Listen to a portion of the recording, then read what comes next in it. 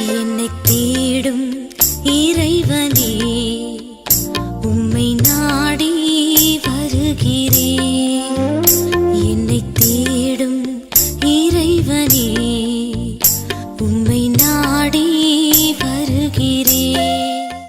இன்றைய தியானத்தின் தலைப்பு இச்சை. வாசிக்க வேண்டிய திருமறை பகுதி யாத்திராகமம் 20ஆம் அதிகாரம் வசனங்கள் 1 முதல் 17 வரை. இச்சை. பிறனுக்குள்ள யாதொன்றையும் இச்சியாதிருப்பாயாக. யாத்திராகமம் 20ஆம் அதிகாரம் 17ஆம் வசனம். இது 10 கட்டளைகளில் இறுதி கட்டளை. ஆனால் ஏதேன் தோட்டத்தில் முதல் பாவம் செய்வதற்கு இச்சையே காரணமாயிருந்தது. இச்சை என்றால் ஆசை.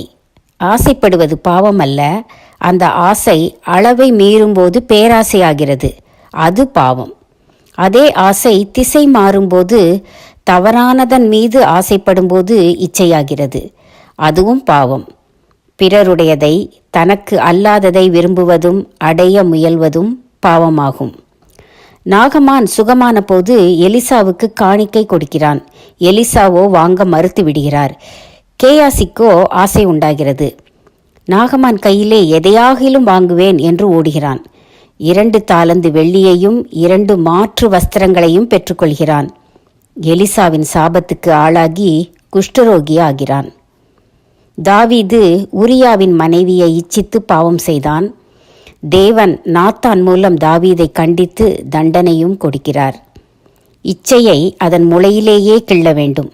பிறர் பொருளை இச்சிப்பவர்கள் திருடவோ லஞ்சம் வாங்கவோ தயங்க மாட்டார்கள். இச்சையானது பொய், திருட்டு, விபச்சாரம் போன்ற பல பாவங்களுக்கு இட்டு செல்லும். பெற்றோர் சிறுவயது முதல் தம் பிள்ளைகள் பகட்டு, ஆடம்பரம், பெருந்தீனி போன்றவற்றை இச்சியாதிருக்கும்படி பார்த்து கொள்ள வேண்டும். எளிய வாழ்க்கை, ஏழைகளிடம் இரக்கம் போன்றவற்றில் ஈடுபாடு கொண்டிருப்பவர் அதிகமாய் பிறர் பொருளை இச்சிப்பதில்லை. மனதை கட்டுப்படுத்த அறிந்திருக்க வேண்டும்.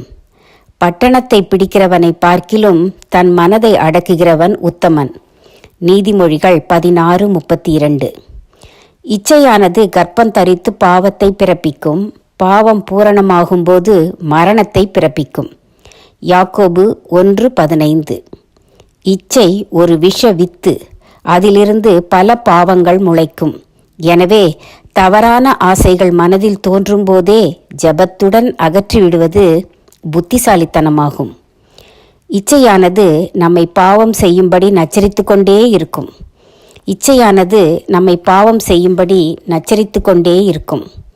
தீர்மானம்: எனக்குள்ளது போதும் என்று திருப்தி கொள்வேன்.